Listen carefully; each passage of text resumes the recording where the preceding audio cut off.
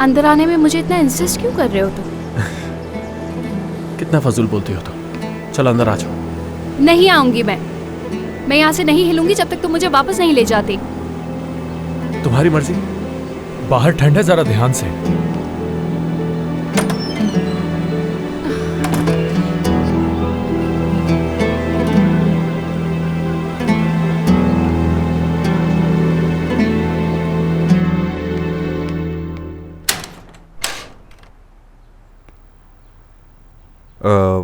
Hello जी कहिए।